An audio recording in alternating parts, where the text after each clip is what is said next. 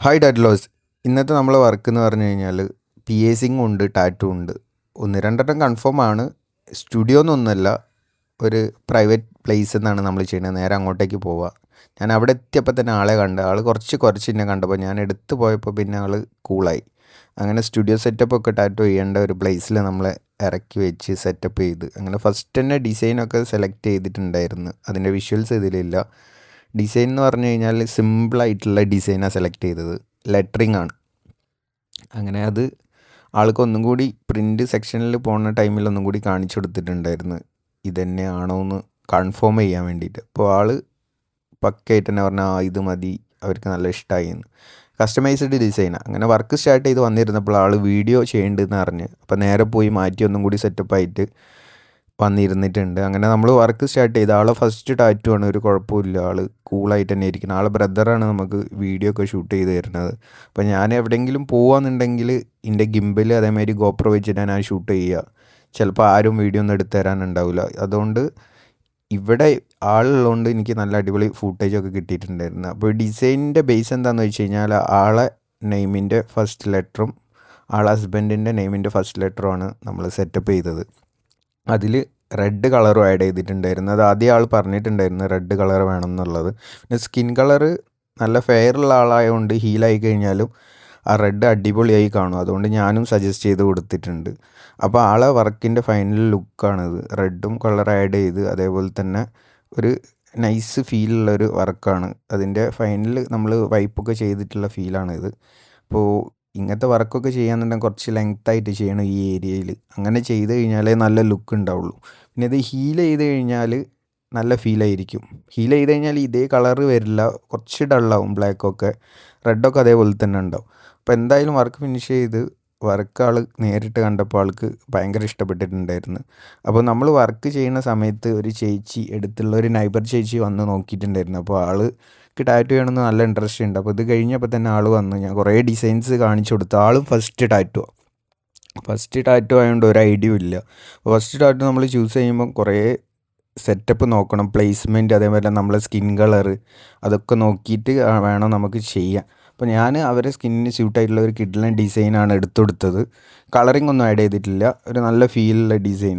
എന്താ വെച്ചാൽ നിങ്ങൾ എക്സ്പീരിയൻസ് ഇല്ലാത്ത ആർട്ടിസ്റ്റിൻ്റെ അടുത്ത് പോകുമ്പോൾ അവർ റോങ് ആയിട്ടുള്ള ഡിസൈനൊക്കെ സെലക്ട് ചെയ്ത് തന്നാൽ പണിയോ. അപ്പോൾ നമുക്കിപ്പോൾ ഒരു പണി കിട്ടി. എന്താണെന്ന് വെച്ച് കഴിഞ്ഞാൽ ഞാൻ നീഡിലിൻ്റെ ഫിക്സർ എടുക്കാൻ മറന്ന്, റബ്ബർ ഫിക്സർ. കുഴപ്പമില്ല, ഞാൻ ടിഷ്യൂ വെച്ചിട്ട് അഡ്ജസ്റ്റ് ചെയ്തിട്ടുണ്ട്. ഇതേപോലത്തെ നീഡിൽസ് നമ്മൾ ഫിക്സ് ചെയ്യുമ്പോൾ നമുക്കത് ഗ്രിപ്പ് കിട്ടാൻ വേണ്ടിയിട്ടാണ് ആ ഫിക്സർ യൂസ് ചെയ്യണത്.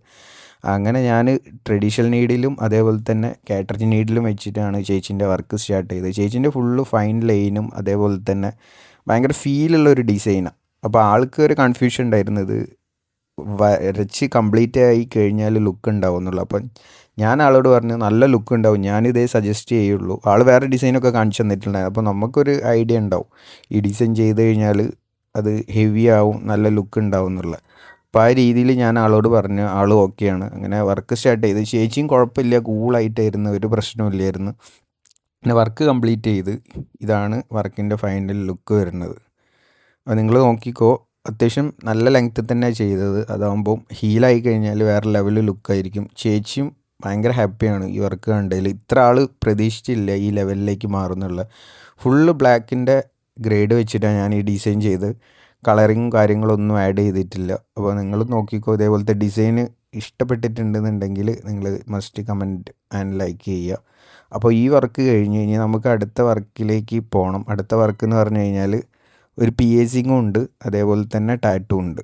അപ്പോൾ അതിൻ്റെ മുന്നേ നല്ല വിശപ്പുണ്ടായിരുന്നു. അപ്പോൾ അവർ ഫുഡ് കഴിക്കാൻ പോണ സമയത്ത് എന്നോട് ഫുഡ് വേണമെന്ന് ചോദിച്ചു. ഞാൻ പറഞ്ഞു വേണ്ടെന്ന് പറഞ്ഞപ്പോൾ അവരെനിക്കൊരു ബർഗർ ഓർഡർ ചെയ്ത് തന്നിട്ടുണ്ടായിരുന്നു. അപ്പോൾ അത് ഞാൻ കഴിച്ച് ഒന്ന് റെസ്റ്റൊക്കെ എടുത്തപ്പോഴത്തേക്ക് അടുത്ത ആൾ വന്ന് ഇയാൾക്കാണ് ചെയ്യാനുള്ളത്. സംഭവം എന്താണെന്ന് വെച്ച് കഴിഞ്ഞാൽ പിയേസിങ്ങാണ്. അപ്പോൾ ഫസ്റ്റ് തന്നെ പിയേസിങ് ചെയ്യാമെന്ന് പറഞ്ഞു. ആളൊരു വെറൈറ്റി ആയിട്ട് കേട്ടോ പിയേസ് ചെയ്തത്. അത് ലാസ്റ്റ് വിഷ്വലിലേക്ക് ഞാൻ പറഞ്ഞുതരാം.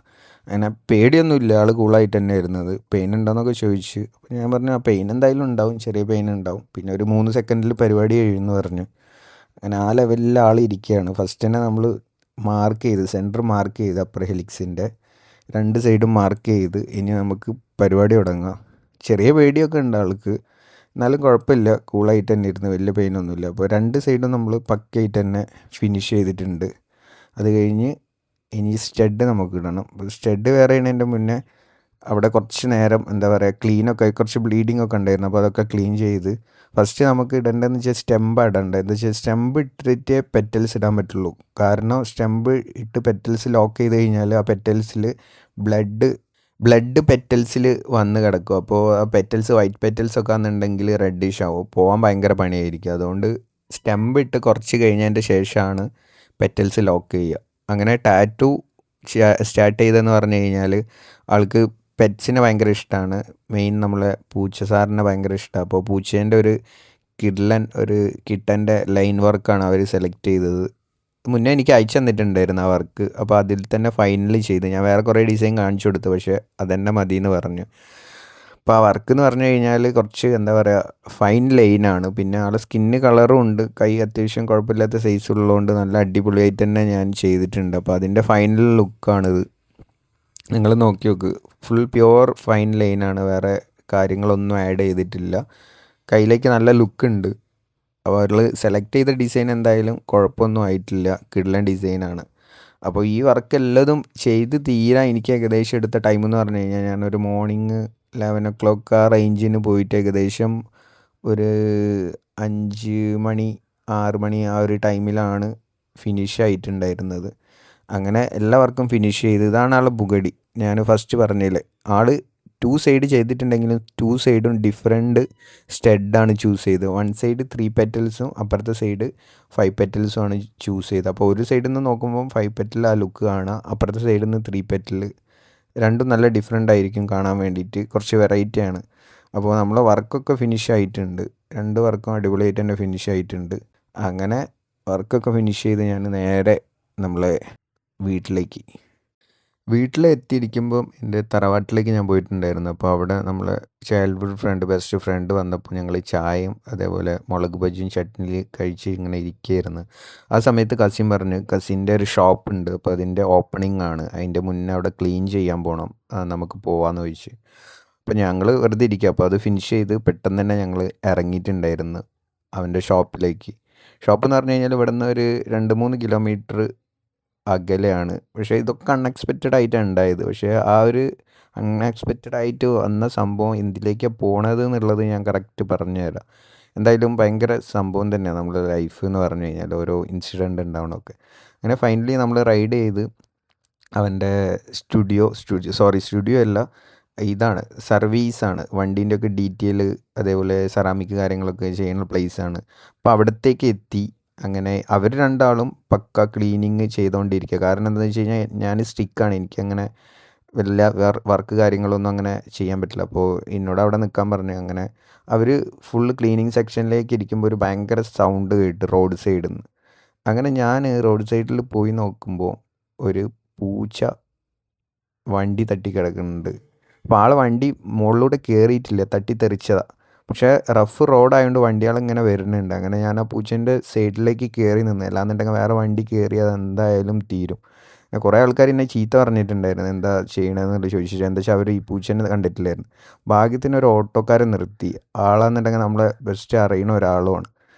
അങ്ങനെ ആൾ വന്ന് പൂച്ചനെ എടുക്കാൻ ആൾക്ക് പേടിയുണ്ടായിരുന്നു. അങ്ങനെ കുറച്ച് കുട്ടികൾ അവിടെ വന്നപ്പോൾ എനിക്ക് കുമ്പിടാൻ പറ്റില്ല, ബെൻഡ് ചെയ്യാൻ പറ്റില്ല, സ്റ്റിക്കൊക്കെ ആയതുകൊണ്ട്. അപ്പോൾ ഞാൻ അവരോട് പൂച്ചനെ എടുക്കാൻ പറഞ്ഞപ്പോൾ അവർ 2K പിള്ളേരാണ്, ഒന്നും അറിയില്ല, അവർ കയ്യേറ്റി കോരി എടുക്കാൻ നിൽക്കുക അതിനെ. അപ്പോൾ ഞാൻ പറഞ്ഞു അതിൻ്റെ തലേൻ്റെ അവിടെ പിടിക്കാൻ പറഞ്ഞു. അങ്ങനെ എടുത്തുന്നുള്ളൊരു വീട്ടിൽ നിന്ന് ആണോ അതോ ഓട്ടോ നിന്നാണോ എന്നറിയില്ല, വെള്ളം എടുത്ത് അതിന് കുറച്ച് കൊടുത്തപ്പോൾ ആൾ ആ സ്റ്റക്കിങ്ങിൽ നിന്ന് ബ്ലീഡിങ് ഉണ്ടായിരുന്നു വായെന്ന്. പക്ഷെ ഞാൻ അവിടെ നിന്ന് ആ റോട്ടിൽ നിന്ന് അതിനടുത്ത് സൈഡിലായിട്ടുള്ള എന്തായാലും അത് തീർന്നു പോകും. എന്താണെന്ന് വെച്ച് കഴിഞ്ഞാൽ അത് കുട്ടിയുള്ള ഇതാണെന്ന് തോന്നുന്നുണ്ട്. എന്ന് വെച്ചാൽ മിൽക്ക് കുടിച്ച ഇതൊക്കെ ഉണ്ട് അതിൻ്റെ വയറിൻ്റെ അടിയിൽ. അപ്പോൾ ആൾ അങ്ങനെ റിക്കവർ ചെയ്ത് കണ്ടപ്പോൾ ഭയങ്കര സന്തോഷമായി. പക്ഷേ ഇങ്ങനെ കിടക്കുന്ന കണ്ടപ്പോൾ നമുക്ക് നൈറ്റിലാണ്, ഹോസ്പിറ്റലിലൊന്നും കൊണ്ടുപോകാനുള്ള ഒരു ഐഡിയ ഇല്ല. എന്നാലും കുറച്ച് വെള്ളമൊക്കെ കൊടുത്തൊന്ന് സെറ്റായപ്പോൾ ആ അടിയിൽ സ്റ്റക്കായി പോയതാണ്, ബോധം പോയതാണെന്ന് തോന്നുന്നുണ്ട്. കുറേ ഇങ്ങനെ എന്താ പറയുക, മൊത്തം ചുറ്റൊക്കെ നോക്കി. ഒരു അഗ്രഷനൊന്നുമില്ല വീട്ടിൽ വളർത്തുന്ന പൂച്ചയൊന്നുമല്ല, സ്ട്രീറ്റിൽ നടക്കുന്ന പൂച്ചയാണ്. വെള്ളം കുടിക്കണമൊന്നുമില്ല, എന്നാലും ജസ്റ്റ് മുഖത്ത് ഇങ്ങനെ ഒഴിച്ചു കൊടുത്തപ്പോൾ ആളിങ്ങനെ കൂളാവണുണ്ടായിരുന്നു. അങ്ങനെ ഞങ്ങൾ അവിടെ നിന്ന് എടുത്ത് കുറച്ചും കൂടി പുറത്തേക്ക് കിടത്തിയ വാട്ടർ കുറച്ചും കൂടി ഇങ്ങനെ ഒഴിച്ചു കൊടുത്തപ്പോൾ പെട്ടെന്ന് എണീച്ചൊരു ഓട്ടം ഓടി. അപ്പോൾ സമാധാനമായി. ഇന്നത്തെ ദിവസം ഭയങ്കര ഹാപ്പിയായി.